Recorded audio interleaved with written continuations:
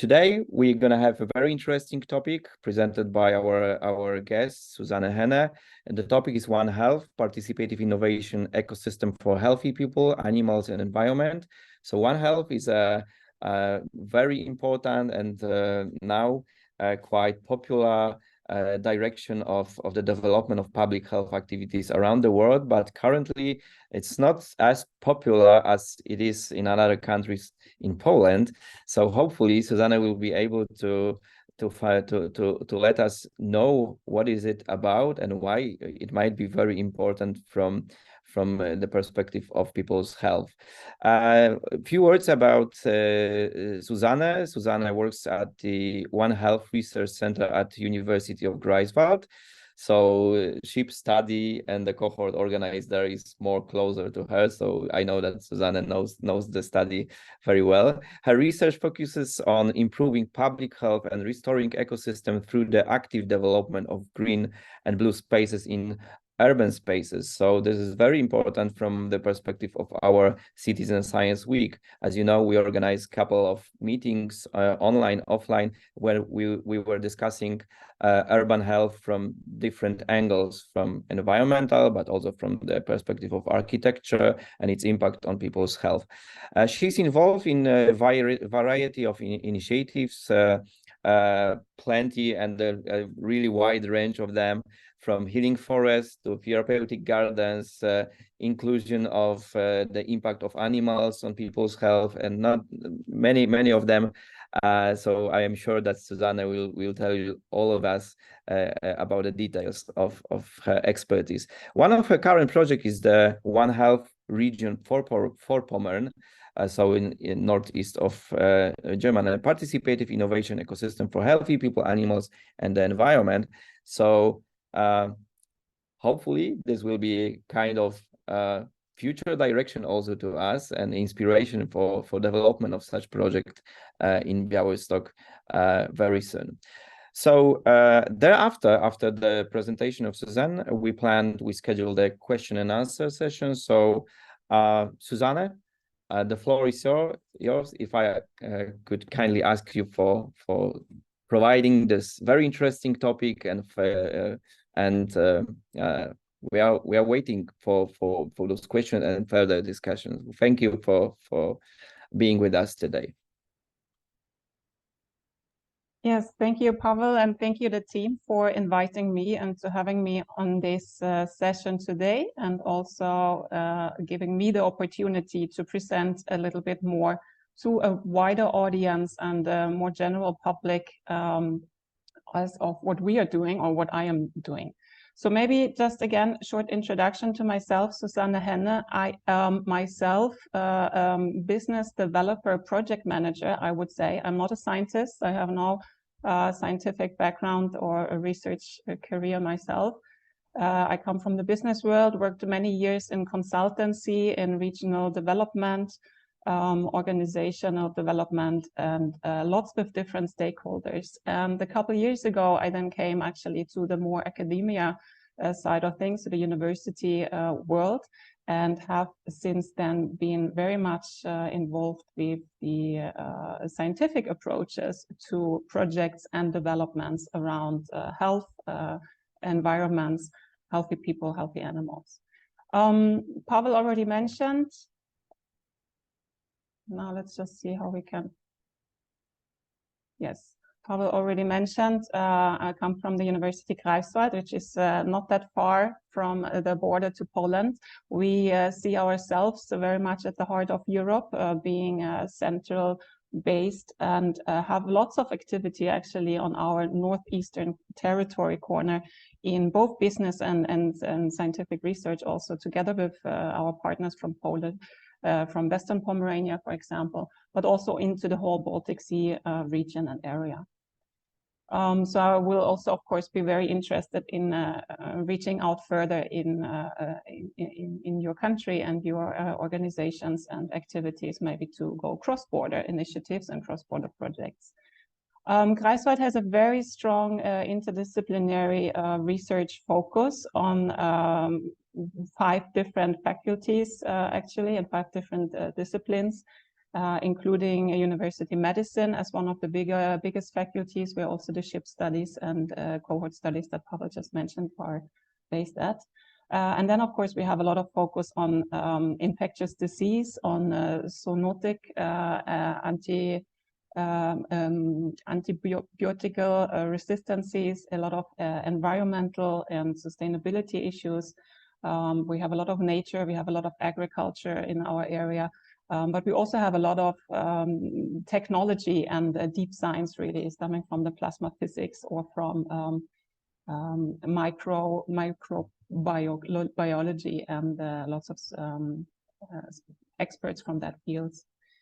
We also have a very modern research infrastructure, and with that, of course, this sets a basis for an area to then actively involve and engage with projects and with people in any kind of scientific or practical settings, because you do need the infrastructure in terms of the human assets, the expertises, of course, but also in terms of laboratories, in terms of technical equipment, and also in terms of facilities that you simply can use for any kind of project or outreach engagements, or also, of course, for inviting the public into these facilities and then co-actively join together and be on the research side. So the research mission of the university, and this really also embeds any kind of outreach programs that I am involved in, is in finding solutions for today's major societal changes. And their health and public health is a strong focus, as I already mentioned, also due to our university medicine collaboration, but also any environmental and climate issues, of course, of today. And here we aim to be attracting and relevant for, of course, researchers and the academic world, but also in terms for institutions, for companies, for any kind of authorities or organizations that really want to make use of this research knowledge, of this research landscape, of the network of the stakeholders evolving, and with that then using all the insights in taking it to the real world and developing solutions that really come into practical existence, that will be transformed in everyday's life, in everyone's life, and with that really become of greater value.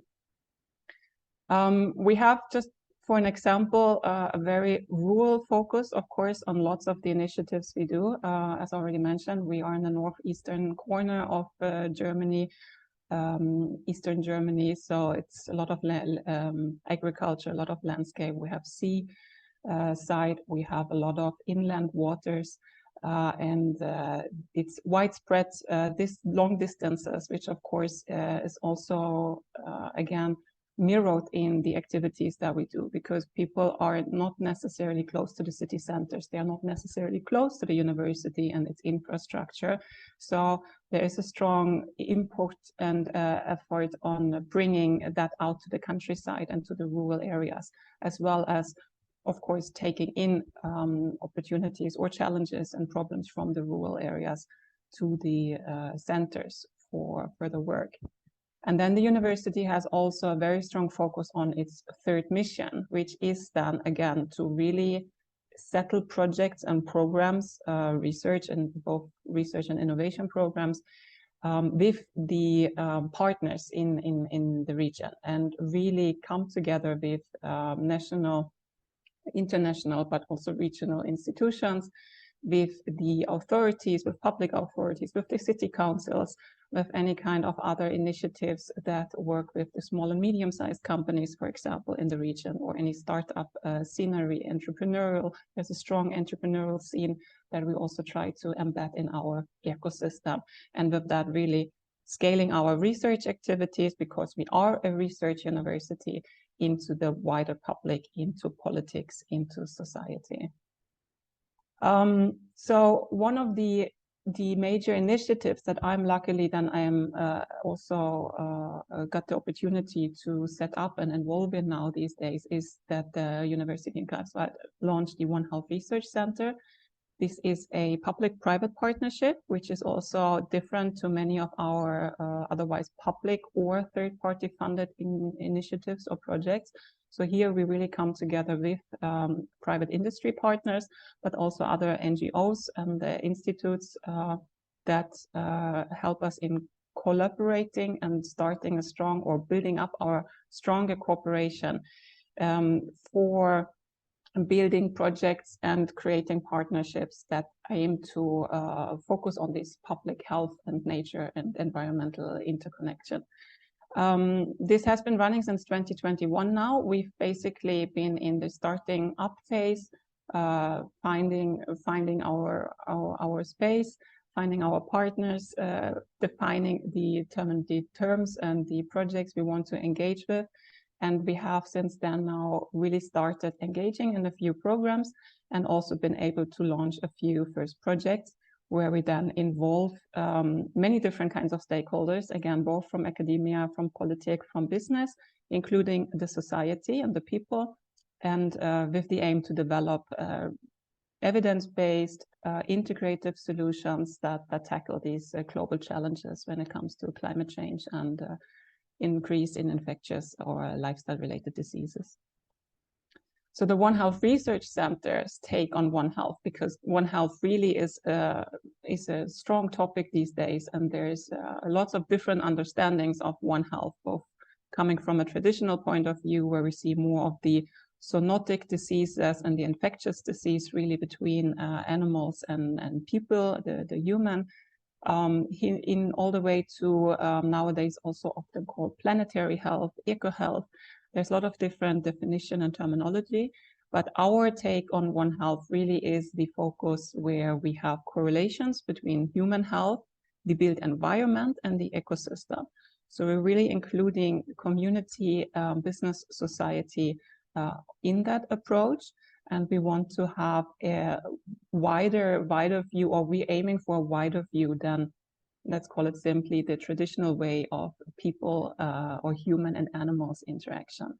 Because there's much more, as we're learning today, coming from environment, from plant-based, from ecological systems that also have an effect on the health of humans or animals, and vice versa, of course. And with that, we're developing, and we started developing, and we're still busy on this really proper research agendas and a proper research plan for ourselves and our stakeholders to engage in. And this is centered now around the areas of health and well-being, which is pretty much in the public health space.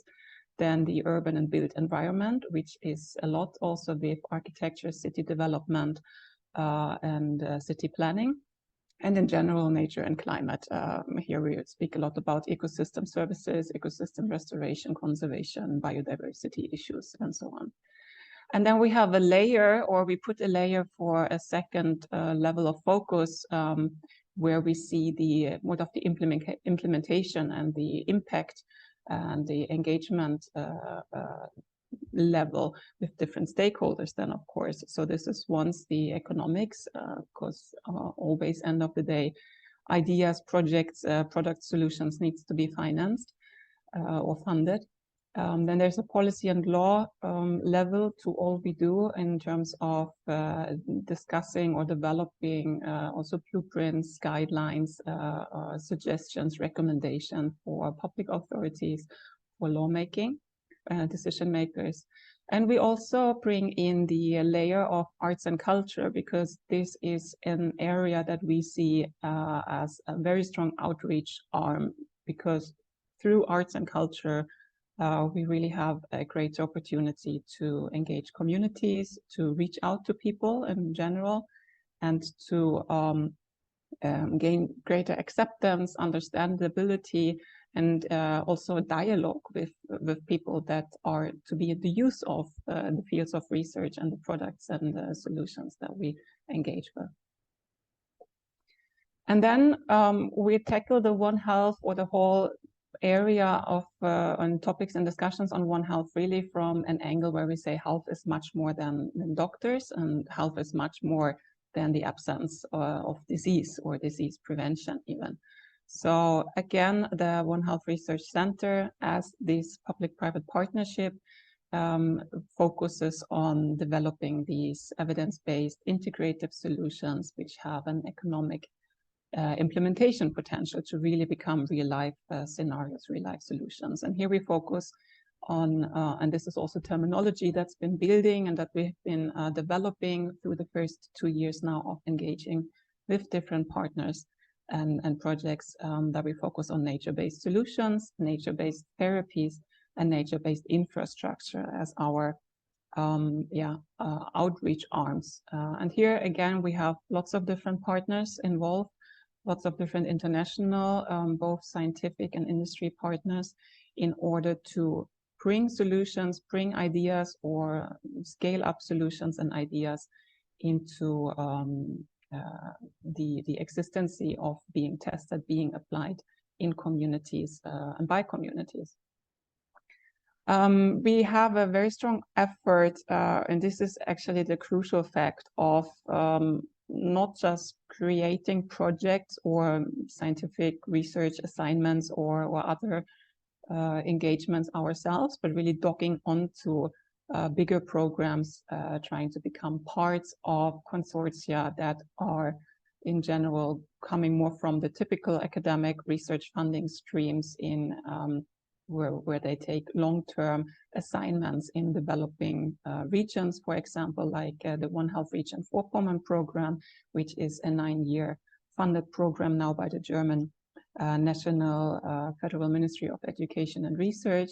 And this has been awarded to the Greifswalde University and its partners coming from the region of Vorpommern, where we will be building through combining various different projects, many different stakeholders, ranging from the traditional One Health, so really speaking about infectious disease, animal health, zoonotic antibiotics, but also then going over to the more interconnectedness to nature, healing forests, therapeutical natural gardens and their effects on health, in general green spaces, blue spaces, and their effects on the people's health, mental and physical health, all the way to societal change and paradigm change, to understand what One Health can be for me as a person in my region, in my hometown.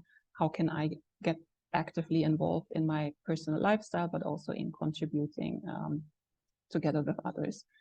So this, of course, is a huge opportunity to embed ourselves and our strength and ideas and our capacities and our expertise that we have in now launched programs that just recently kickstarted, and this still also in its finding of how to reach out and how to engage. And of course, we cannot just stay on a very focused regional level. We also try to be international and global. Here we are currently engaged, for example, in a Horizon Europe project, which is called Nature Lab, again, and focus here nature-based interventions for improving health and well-being.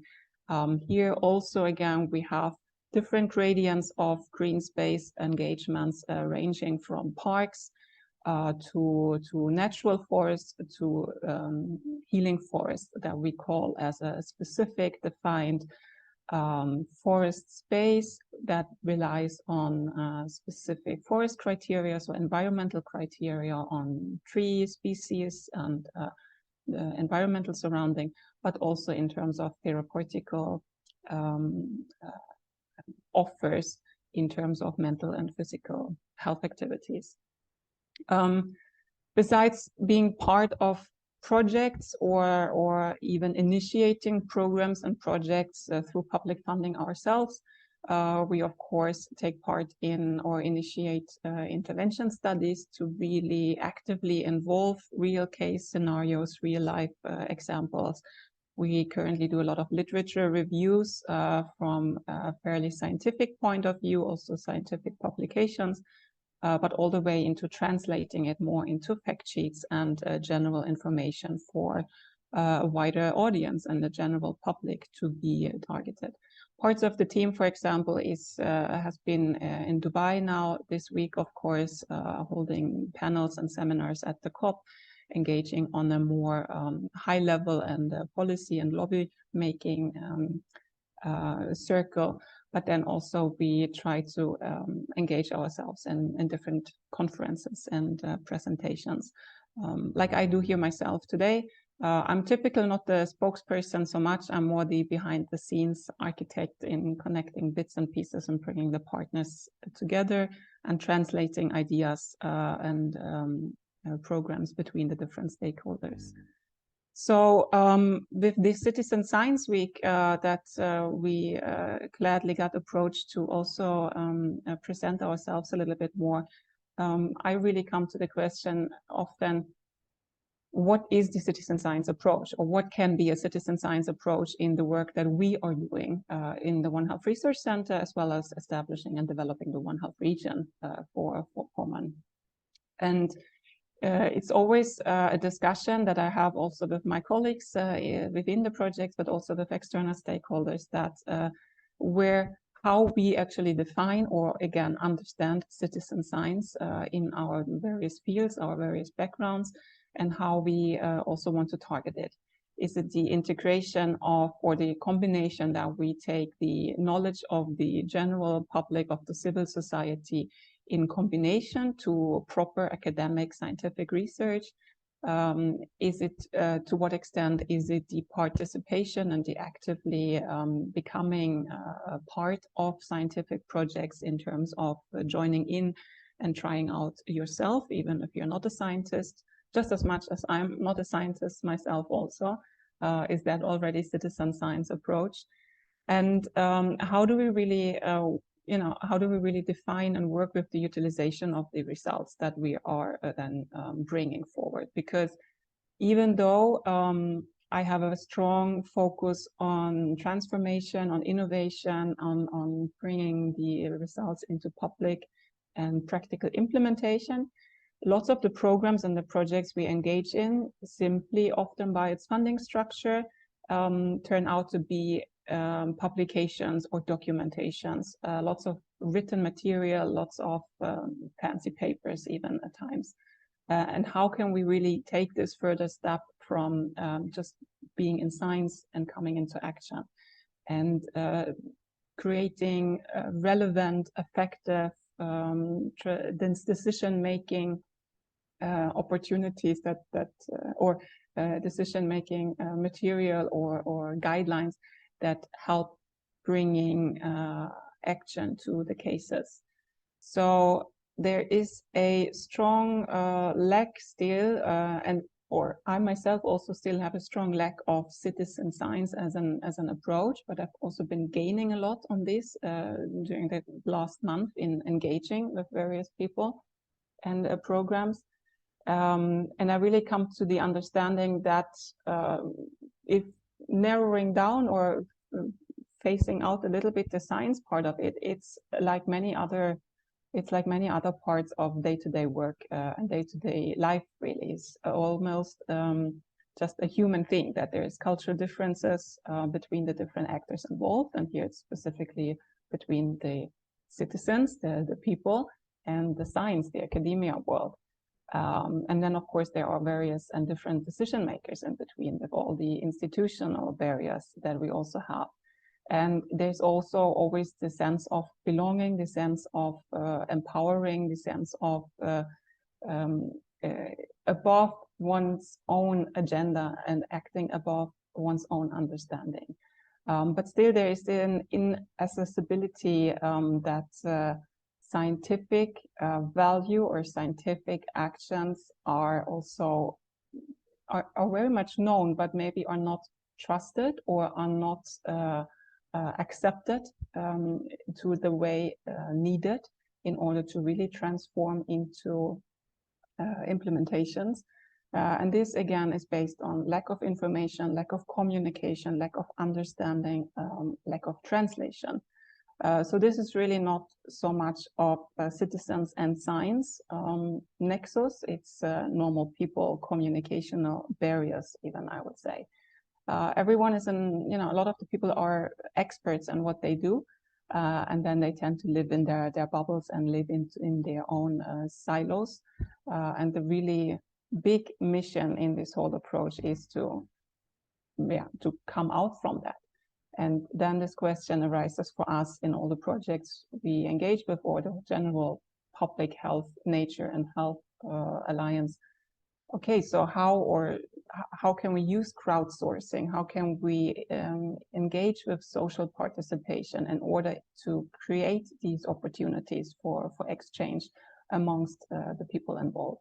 Because we do need to learn and understand of each other, but the scientists also need to create or research in the real world and create real world solutions in the best way together with the people that they're thought for and that they've involved them early on and involved them by leveraging and by executing the ideas that they have.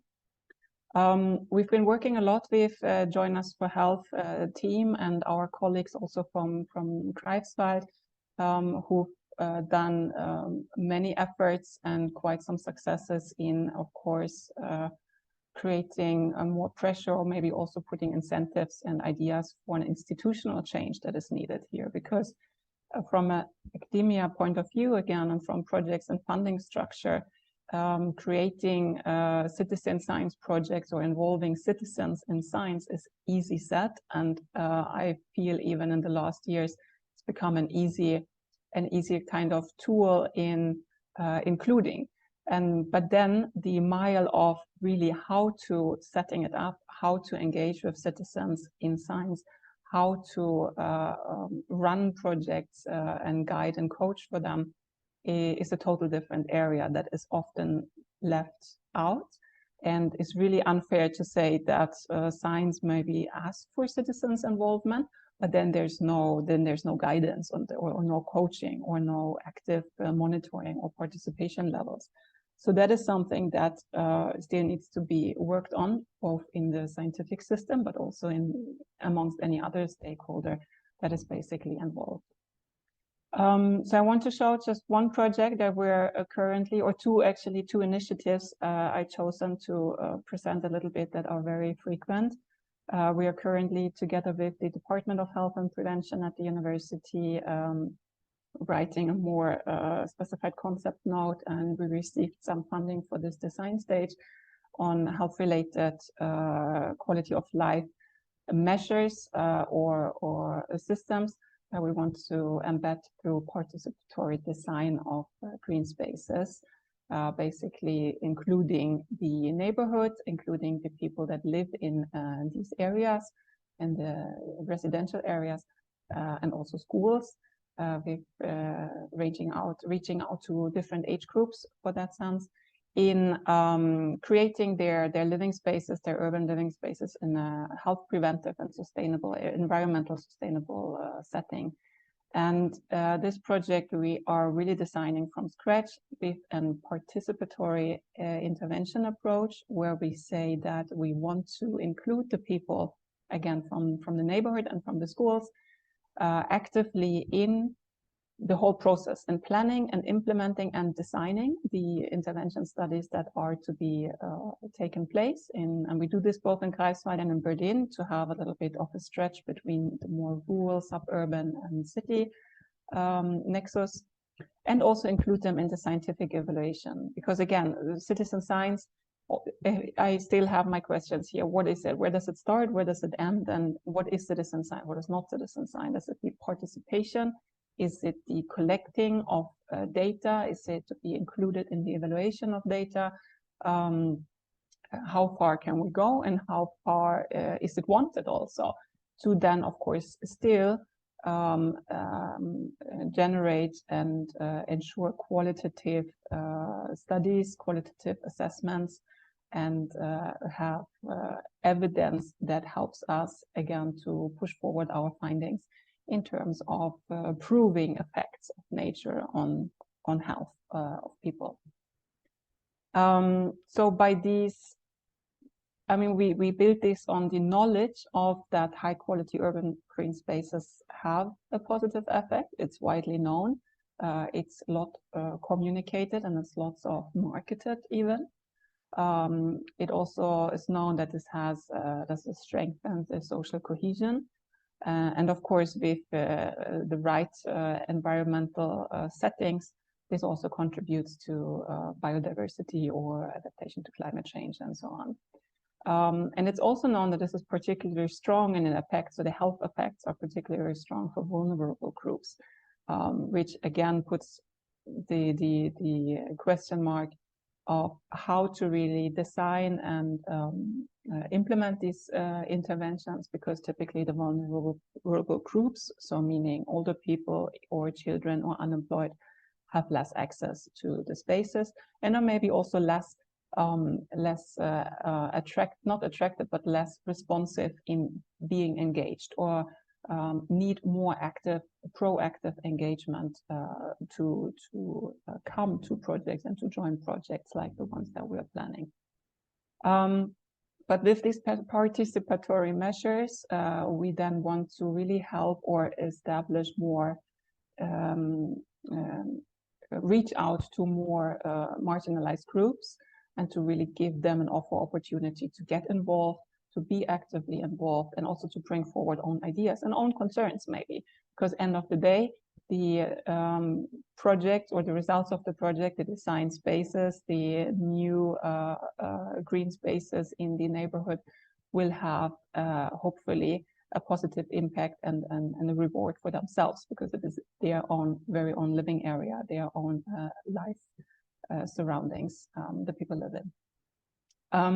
It's also an effect on really getting involved, becoming involved yourself, which is a lot discussed currently with these climate fatigueness, sometimes it's called, or that people are just too much floated by crises and by crisis scenarios from both cultural but also war happening, climate and war happening, to really get involved and to become active yourself, and with that maybe gain a certain own empowerment and be self-responsible and self-prepared to do something. So we really want to both tap into a scientific analysis here and have also scientific outreach, but engaging people that are to be the target user or the end user for this from the beginning and throughout all the process. We're engaging with all the different stakeholders, of course. There's a lot of communication needed in the beginning to really convince and explain. Again, this is what I meant with the communicational bridge among the actors. Explain and what we want to do, what for and how, and really bring in early among also the opinions and the thoughts of the community groups that we are engaging. And again, besides these then projects, of course, pilot projects, one must say, being implemented, we do want to create a set of guidelines and practical tools to replicate this, right? To do this again in different settings with different people, both for the stakeholders involved, but also for the communities that nurture from it.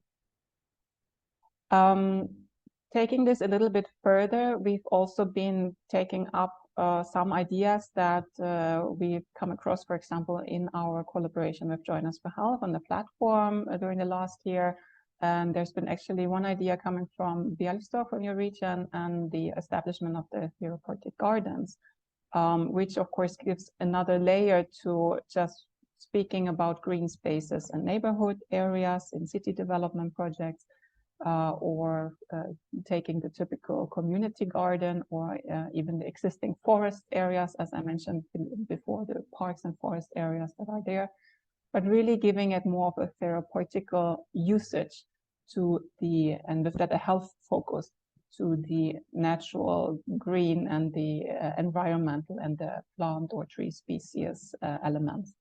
So we've been picking this up and working in different brainstorming sessions, reaching out to both, again, more researchers, but also general public involved and interested in these topics.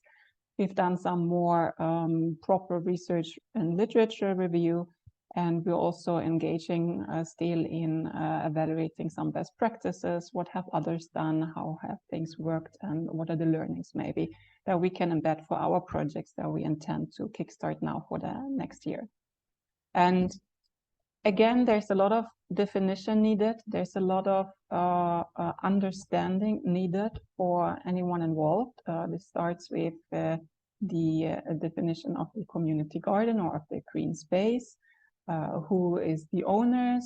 How is the state, the natural, the environmental state of the land, and what kind of interventions can we aim for, and how do we target that, and what are the criteria that we want to meet.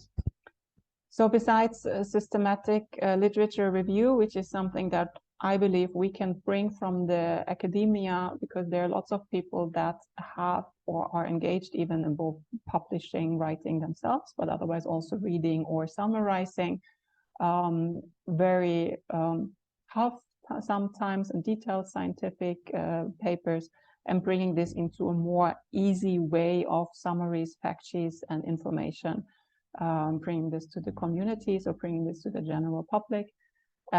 So we've been finding that there's, of course, there's a lot of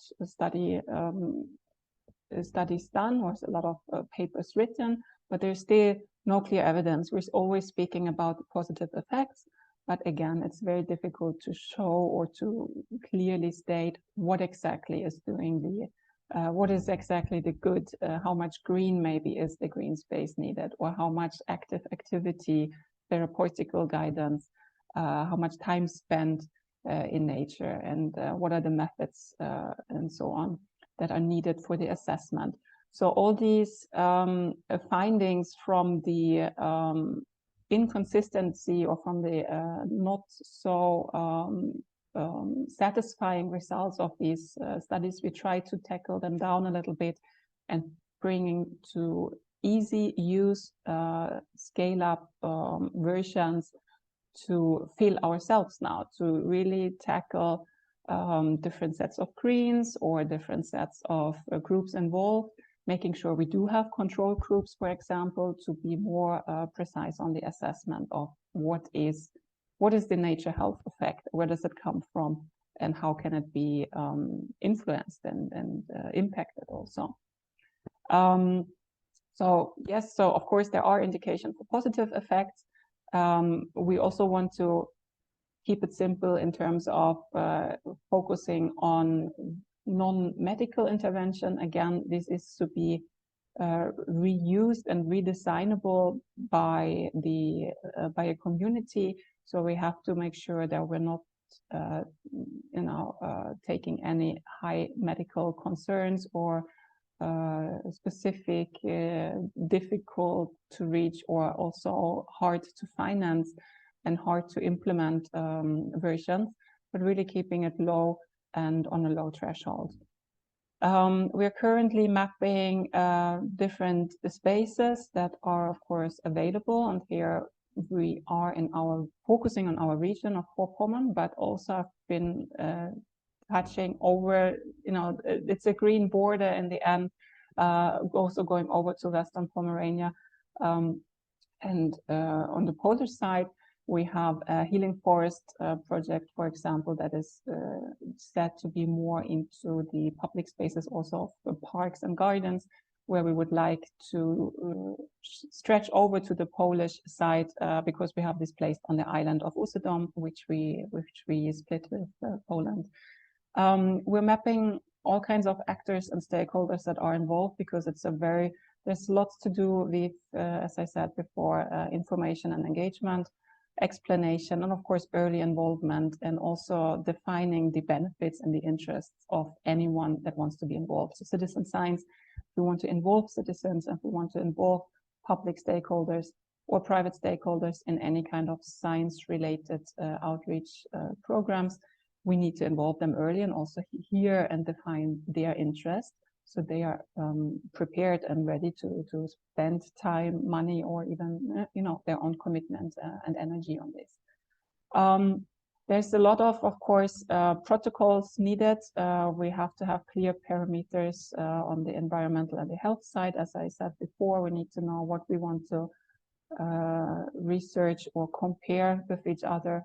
And then there has to be a lot of practical planning besides project planning itself and project financing, of course. We're also still developing what we really want to reach with this, other than satisfying our own interests and our own wish for this engagement.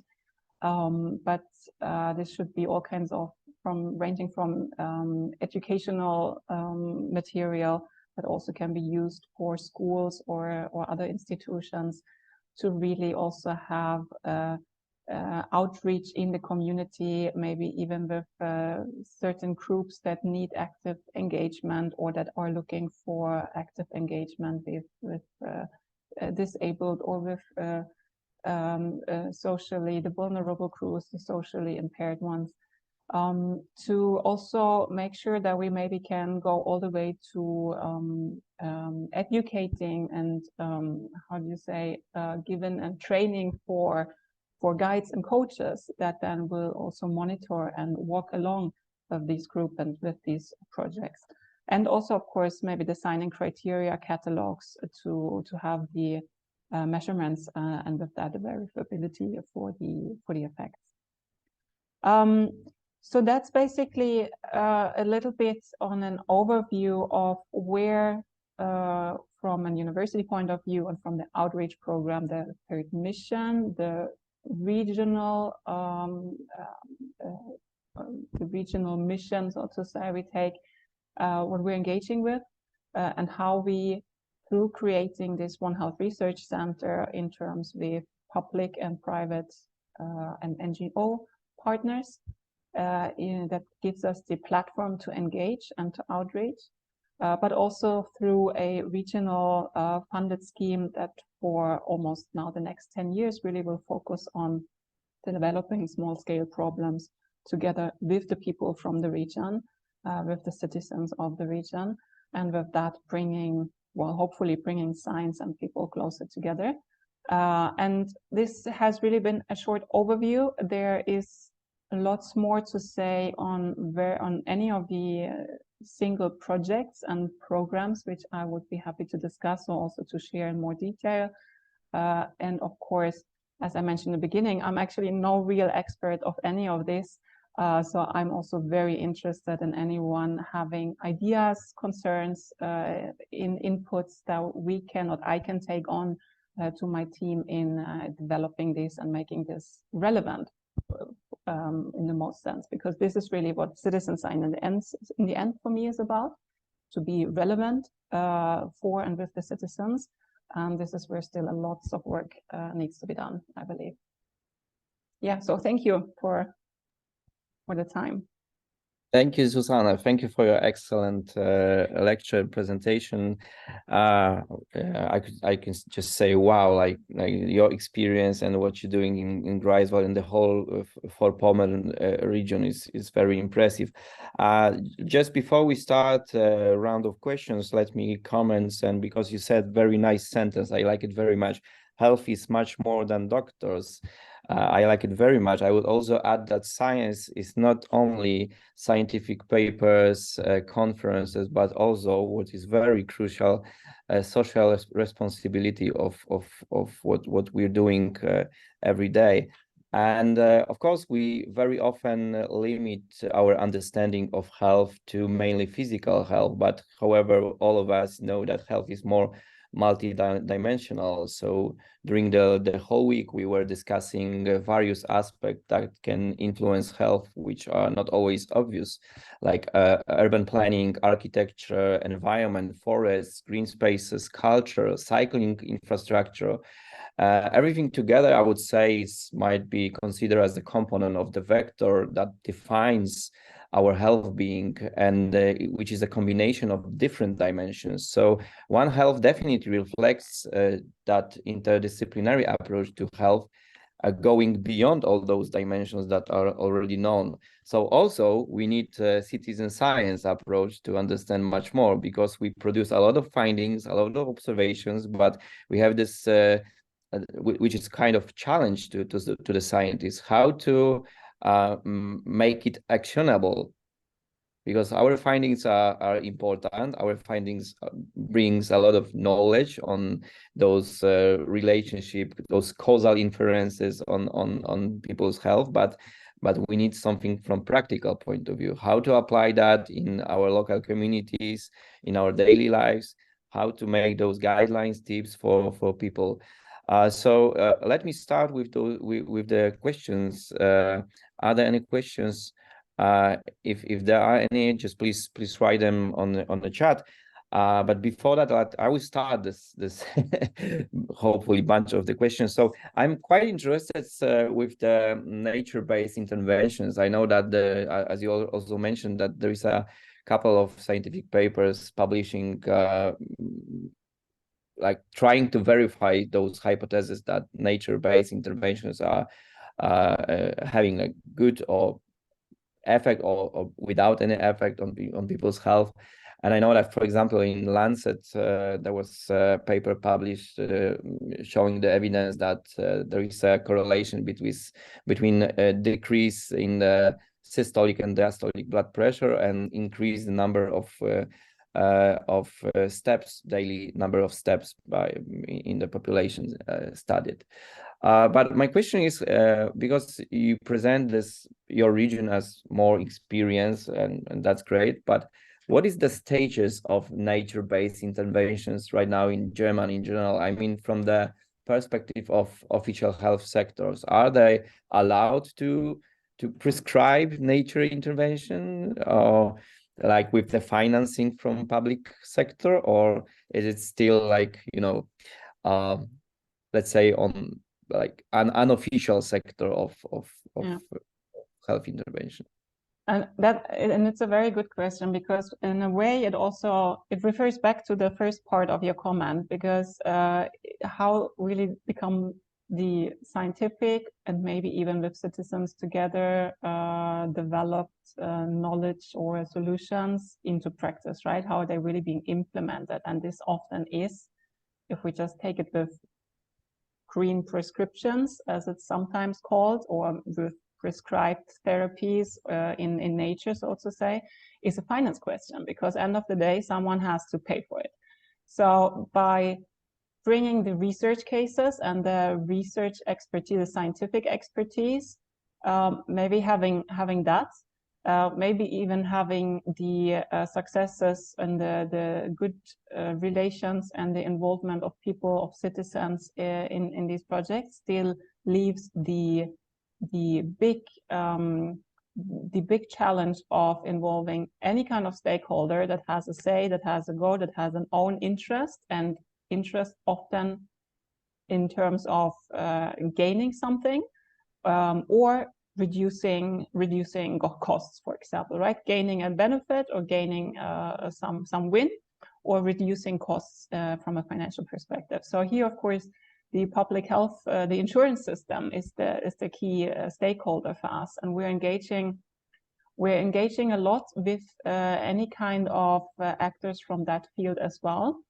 So not just the health insurance companies, private or public, or the health insurance authorities, but also, of course, the practitioners, the ones that are the intermediates then, because technically, and now again, I'm no expert, right? So I like to say this, especially in recorded and in public sessions, because I'm also only conveying messages that, of course, often tend to be proven wrong by a very subject matter expert. But technically, there's no ruling against or hinder of having nature-based therapy or green prescriptions in place. But what's missing is, first of all, the understanding. So what does this really mean? And here we speak about the understanding both for the practitioner as well as for the patient. So first of all, the doctor, let's say maybe even a physiotherapist, to not be in the field of mental health now, but let's say a physiotherapist, has to know and be informed and aware of possibilities of, for example, sending my patient for a nature-based therapy into the healing forest in our area. So he or she has to first of all be aware of this, be informed about this, and then proactively take the decision, I will prescribe this to you as the patient. The patient on the other side also has to be informed and aware and willing to accept this prescription in terms of not going to the gym or to the treatment center that they're used to, but actually being being ready and being adventurous enough to maybe test the outside space. So there's already a first level that is setting a lot of hinder from today, which is often perceived that, oh, it's not possible, it's not financially feasible, it's not prescribable. But in fact it is, but it's often not being done because the information is lacking and the awareness is lacking. And then of course how to do this, where to send, how to go there, and who then really is the one actively carrying out the therapy in this natural space. So there's technically there is no restraints on this, but of course it's just not used, so it's not accepted, and then there's a general understanding of it's not possible. And I think this is where we also try to step into with a paradigm change, especially in this One Health region program, because of course there's a lot of health insurance, financing, legal law, and all kinds of obligations and regulations that need to follow. But the really first level or the basis for all of this is the interest, the information, the awareness, and the acceptance of the one prescribing and the one taking. And I think this is a level where we, in terms of scientists, project managers, industry, institutions, and communities involved, here we can have an influence, right? And if we keep having a bigger influence and bringing use cases and bringing with that results and bringing positive effects, and then you have the word of mouth, and then you have, this natural spilling and growing effect, then you also create an additional layer and an additional push to the regulatory side, to the insurance, to the financial side, which again is really more of a systematic change needed. But the paradigm change can also help us in pushing the systematic change to come. This is a very long talk on a question you have, but in fact, yes, it's possible, but no one's doing it, or not no one, but very little or very few are doing it today. And here is this question, why? Because it's not known, because the paradigm change is needed and the system change is needed. And I think scientists and citizens both will have an opportunity and a mission to tackle that. Yeah, and it's, just one comment. Like, medicine is very traditional, and then it looks very similar. And insurance companies also. So yeah, and it like we underestimate the role of lifestyle interventions as a like we usually choose medication for the treatment. Like lifestyle treatment is still uncommon because like most people believe it makes no sense. And the fact is that on the list of main causes of death right now around the world, lifestyle diseases play the crucial role. So this is the fact. So the easiest intervention is the lifestyle change. So change of behavior, etc. So yeah, of course, we need systemic. I agree. We need systemic change. Michał, you just appeared. Yeah, it's great because you saw me turning off my camera, so I definitely gonna have a voice because this topic is very close to me. I'm hailing from the outdoor education. I spent there many years, and outdoor education in Great Britain and in Ireland. So there's a historic tradition of sending kids, adults over to the nature, and they have a pretty well infrastructure for this. And what Susan said about this whole infrastructure and its complicity, you're absolutely right. But if we look at, for example, Scotland, that introduced nature prescription a couple of years ago, it works. I think it's a very good example. We can definitely learn a lot from Scotland, how they do, what they do, how they set up the whole infrastructure for sending people over to the right people. Because Pavel also mentioned this during our conversations, that there's quite a danger that we start sending doctors will start sending patients not to the right people who would have qualifications. And personally, I have a little worry that this kind of trend of like, let's go to the forest, let's breathe, let's do the therapy in the forest, sometimes is overestimated by the fact that some random people feeling they can deliver something of value to the patients. And I think this is the time where we should look into this as a, yes, there is a potential. Yes, it has a healing effect on people. But, and I'm not saying about regulating this whole area, but maybe there is definitely room for improvement, that if we want to sell nature prescription as a panaceum for patients, there has to be this element of science, in my opinion. And because this environment is so complex, there are so many different factors influencing, we can't, as Susan said, we can't really set a perfect kind of condition where we can check what certain things have effect on the patients. It's nearly impossible. But yet, definitely it needs to be scientific. It needs to be, used as a nature prescription. So it's a long way. I think all the countries, like even in Poland, this movement is kind of emerging, and and I'm glad that it comes from civil society as well, from the practitioners who are like in our city. Kasia Simonienko, she's a psychiatrist, and she's also delivering those therapies. So she has a can marry the science with the practitioner, and I think this is a very kind of innovative way. And I hope this will change effectively. And maybe we'll adapt some things from Scotland, from UK, from Ireland and Scandinavia, and effectively there will be some robust framework that works. Yeah, I agree, Michał. Definitely, we need more science in that, and this is what actually Susanne already said during her presentation. Like there is a number of scientific evidences is more than expected to say that we can apply this as an official treatment. And there is plenty of another challenges in that, like green space are usually not equal. So like we need to standardize it somehow, like which green space is good for applying those kind of treatments, etc., etc.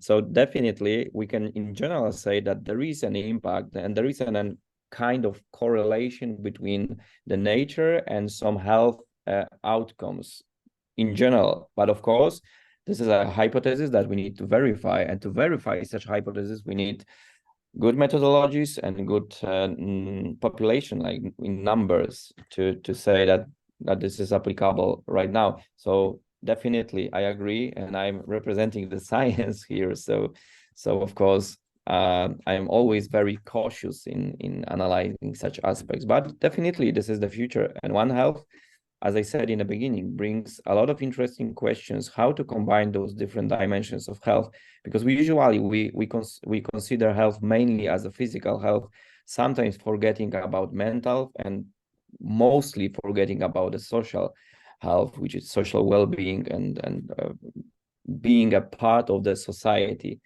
which is also very important. And no one gave us the right to decide which of those dimensions is more important than the other. Just to remind everyone. Okay, are there any questions so far? I don't see. So I think that the meeting was scheduled for 60 minutes. So let me say a big thank you, Susanne, for your time, for being with us and sharing your expertise, your experiences from the region. fingers crossed for finalizing everything what you're doing there, and hopefully you'll be open for our questions in the future and the collaboration. Let me just remind to everyone in this meeting that it was organized within Join Us for Health project and the consortium that is financed by the European Union Horizon 2020 framework program. So we are almost reaching the end of the consortium Join Us for Health, but the online platform joinusforhealth.eu is still with us and will be for the next years, and hopefully we'll be able to deliver a lot of interesting findings, observations from the Białystok Plus cohort study to our local community, and hopefully we'll be able to collaborate with so great projects like SHIP study and Rotterdam study and the others collaborators from our team. So thank you, Susanne, once again. Thank you, everyone, today. See you online and offline, and all the best. Stay healthy. Thank you. Thank you, everyone. Bye-bye. Bye-bye.